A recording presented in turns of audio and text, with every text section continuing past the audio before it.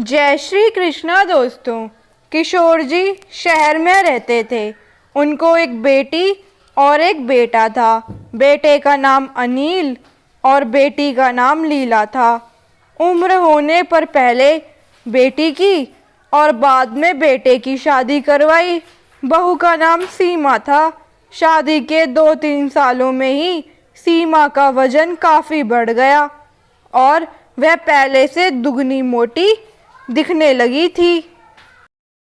इस मोटापे की वजह से सीमा को कई लोगों के ताने सुनने पड़ते थे।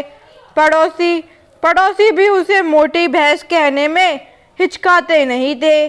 कितनी मोटी हो गई है, कैसे दिन पर दिन फैलती जा रही है, देखो जरा भी शर्म नहीं आती। पति बेचारा सूखा जा रहा है और ये देखो खा खा कर मोटी हो रही है।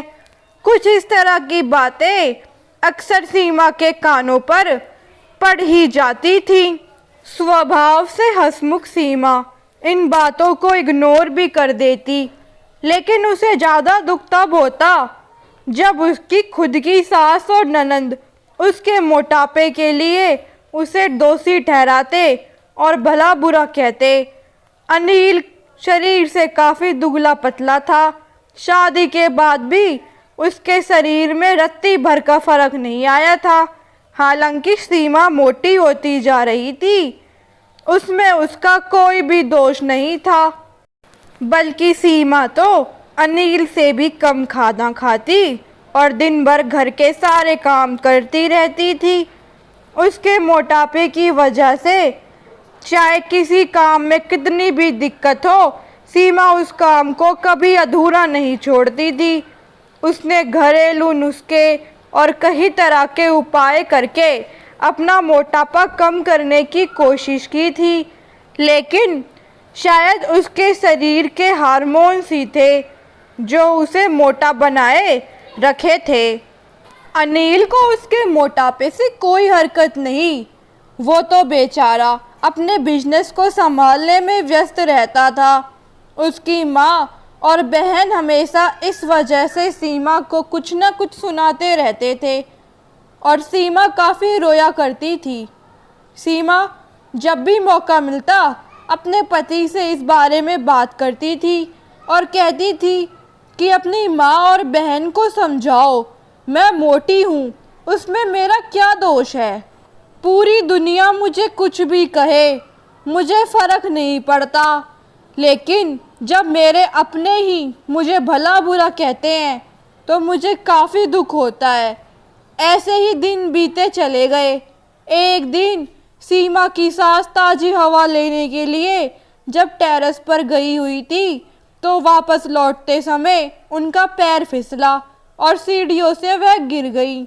भाग्य से वह बच गई, लेकिन उनके पैर में बड़ा फ्रैक्चर आया। उनको अब एक जगह से दूसरी जगह जाने में भी काफ़ी दिक्कत होने लगी। बिना किसी के सहारे वह ऐसा कर नहीं पा रही थी। जिस मोटी बहू को वह रोजाना ताने मारती थी, आज वही बहू उनका हर काम कर रही थी और उन्हें एक जगह से दूसरी जगह ले जा रही थी। उनका खुद का वजन भी 75 किलो था, जो उनके बेटे अनिल के लिए उठा पाना संभव नहीं था। हमको विचार आया कि बहू शरीर से भरी पूरी नहीं होती तो आज उनका क्या होता। सीमा की सास को सीमा के साथ किए हुए अपने बुरे बर्ताव के लिए पछतावा होने लगा। उन्होंने एक दिन मौका देखकर इस बात के लिए सीमा से हाथ जोड़कर माफ़ी भी मांगी। सीमा ने कहा, अरे मालिक, आप माफ़ी क्यों मांग रही हैं? आप मुझे समझने लगी हैं, मेरे लिए इतना ही बहुत है। उस दिन के बाद सीमा की सास ने कभी भी उसे उसकी मोटापे की वजह से एक शब्द भी नहीं बोला, बल्कि तो उन लोगों से लड़ जाती थी जो सीमा को मोटी कहकर उसकी बुराई करते थे। सीमा की ननंद भी इस घटना के बाद से उसे इस विषय पर कुछ नहीं कह सकी। खुश मिजाज सीमा अब पहले की तरह ही सब कुछ भुलाकर खुश रहने लगी थी।